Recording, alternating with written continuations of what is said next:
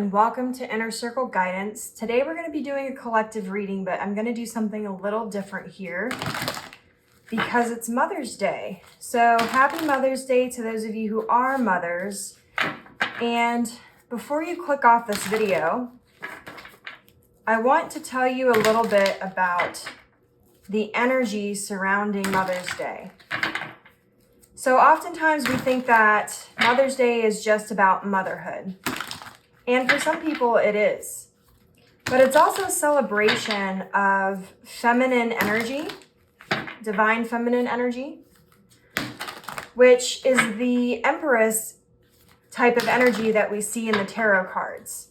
It's an energy of whatever somebody nurtures is what will grow.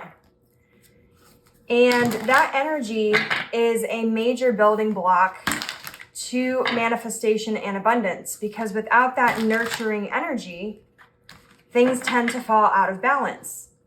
And so today, the question that I'm asking the cards is, what does the circle need to nurture at this time? Okay, so what does the circle need to nurture at this time?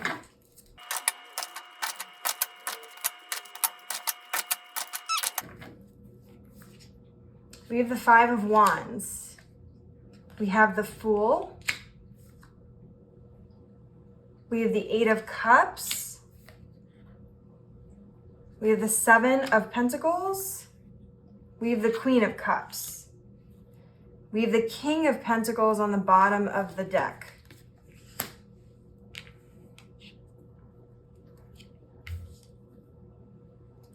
Okay. Gosh, we've been getting a lot of the same themes the last couple of days. And I feel like this Five of Wands has come out for like the last 2 weeks. I don't know if that's just me or if that's like legitimately what happened, but I feel like I have literally seen the Five of Wands for like ever. Okay. This is interesting because I'm getting two very specific messages. The first message that I'm getting is that you really need to be nurturing your spiritual awakening and your spiritual growth at this time. And that requires stepping out of your comfort zone, possibly stepping away from friends and family to kind of center ourselves and get back to what's really important. Some of you may be going through a dark night of the soul because with the Five of Wands and the Seven of Cups, sorry, 5, 6, 7, 8 of Cups, my bad. Still can't read Roman numerals. I'm seeing that a lot of you are still sort of struggling with that self-discovery. You're in the middle of peeling back more layers. And for some of you, this is a very sort of isolating and difficult spiritual awakening that you're going through. But the thing is that you are actually not nurturing your feminine energy. We have the Queen of Cups on the table. And remember, feminine energy is in everybody. Feminine energy is the more emotional side and nurturing side. But I'm seeing that instead of nurturing that side, you are sort of like shoving the emotions down, which is actually causing more chaos in your life because you're worried that if you allow these feelings of worry or anxiety or sadness or whatever it is, if you allow it to sort of sit with you, you're worried that it's going to interfere with your long-term goals and interfere with your manifestations. And that's actually a common misconception. So I don't know if you guys have all seen the reading where I talk about the Swords cards. There's a very specific reading where I talk about the Suit of Swords. And I talk about how a lot of people think that the Suit of Swords and the Suit of Cups are complete opposites. And that's because the Swords suit represent thoughts and communication. It has to do with the way we process information. It has to do with the logical sides of ourselves, which is masculine energy. But here's the thing about feminine and masculine energy. They're more of a duality, but like yin and yang have aspects of each other in themselves. So like when you see like a peace sign, and actually I might have one here. When you see a peace sign, oh wow, look at that. Literally the second one on the deck, or second card under the deck. So This is a great example. We have yin and yang energy, but notice how there's a little bit of yin and a little bit of yang in each one. It's the same as masculine and feminine energy. It's the same as the suit of cups and the suit of swords. Because here's the thing, your emotions, if you shove them down, will subconsciously affect your conscious mind, the way you communicate, the way you think about things, and your mindset.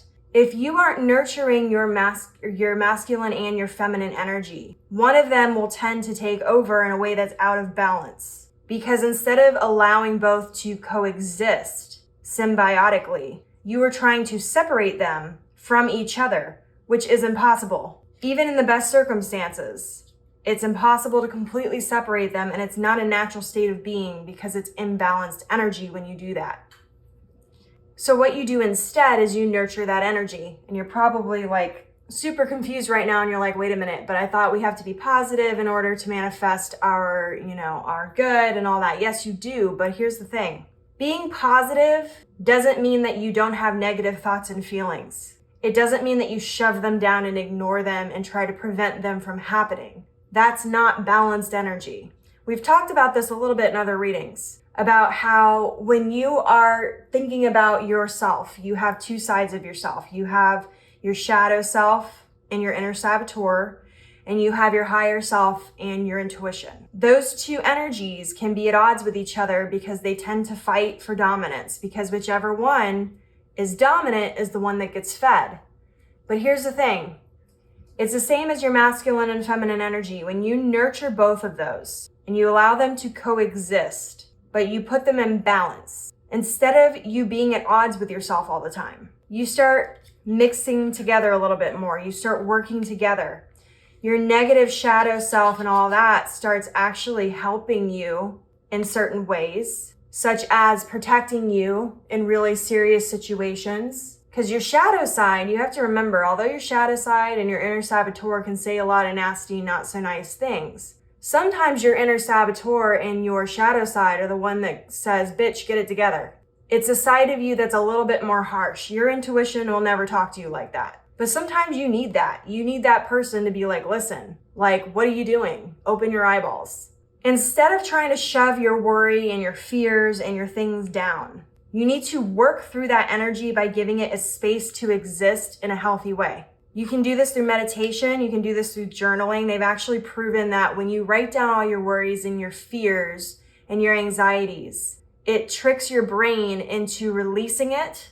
And so what happens is your brain chemistry goes back into balance. And it's the same as your masculine and feminine energies. Because when you come back into balance, you reduce that stress. And you're not as worried or as anxious or whatever anymore. And it's the same thing as like when you go through a trauma or you go through something that's really sad, like someone passes away or your best friend moves away, or, something that's very, I don't want to say traumatic because that's not always the right word, but like impactful, I guess would be the word.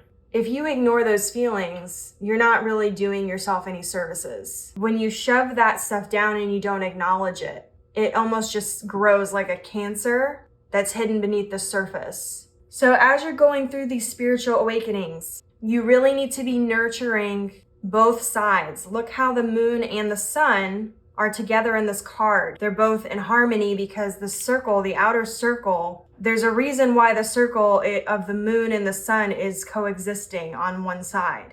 And you want to get into that yin and yang energy. That's what I'm hearing for the spiritual awakening side. Because when you do that, it's going to bring you into balance and it's going to allow you to become very magnetic. The King of Pentacles is a very stable, magnetic sort of energy. It's somebody who is very logical, but they don't shove their emotions down. They allow their emotions to exist in a healthy way. They acknowledge them, they work through them. That's more of the King of Pentacles sort of energy. They don't overgive to situations. They kind of know where to draw the boundaries and the lines. For the other message I'm hearing, it's that you are stepping into this new chapter of things and you really need to nurture what you really want moving forward, which means getting clear on what it is you want, how you want to move forward, and start planting those seeds. A great way to think about that is I want you to think about how you want to present yourself. What do you consider, whatever it is that you're trying to achieve, what do you consider the success in that? And I want you to get clear on what it looks like and what it doesn't, what you want to be known for, what you don't want to be known for. Get clear on how you want your success to present itself. For an example, a really good one for success is, I want freedom of time. Because a lot of people think that you have to constantly work in order to be successful, but that's not really the case. You tend to be, and science has proven this, you tend to be more successful when you have a work-life balance. So you really need to get clear on that, and then you need to be meditating and working on your spiritual side of things more, because a lot of you are missing steps. They've proven in science that your heart has a magnetic field around it. Whatever emotions and things that you are projecting is what you are attracting to yourself. And this gets back into that yin and yang balance. You have to stay in balance with that energy between your masculine and feminine energy. But a lot of you are not meditating. And I can tell you, I know that because that's where this 5 of Wands chaos and stuff is coming from. And I'm sure you're going, yeah, I know. You keep telling me that. Everyone else keeps telling me that I watch or I, read or whatever. But you really have to. You have to start meditating, or you have to find a way to tap into that energy, because when you are not giving the emotion behind it, you are missing a piece of the puzzle that's going to lead you to that magnetic energy that you're looking for. And so this reading today is really about balancing the masculine and feminine energy.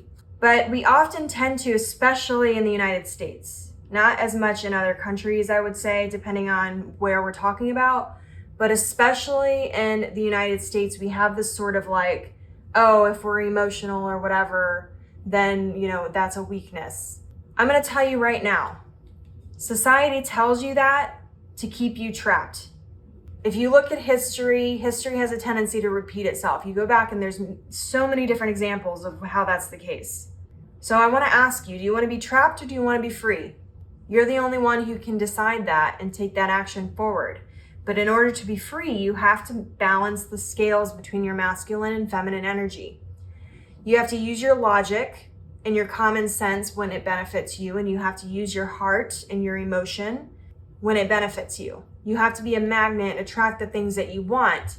But in being a magnet, that doesn't mean that you have to completely be the opposite of whatever thing it is that you're trying to get rid of or you're trying to reject. Just because you are acknowledging your negative emotions doesn't mean that you are a negative person or that your frequency is negative. Working through those negative emotions is a healthy way of dealing with it. It's a healthy way of rebalancing the scales. So you need to release that fear on both sides, whichever side you're falling into, the dark night of the soul, spiritual awakening stuff, or the going after your goals side. It's okay to have these anxieties, these worries, these things. We're human beings. That's a normal reaction to have. As long as you don't allow it to completely take over your life and you give it space and you acknowledge it and you work through it, you're not going to fall into a negative frequency, because that's actually a positive thing to be doing. It's a common misconception. So if you have any questions about this, feel free to put questions down in the comments below. Your affirmation for this reading is, I am balancing my masculine and feminine energy. I am giving myself that care and space that I need to work through any of my emotional feelings. And as always, may your life be full of light, full of love, abundance, and gratitude. I'll see you next time.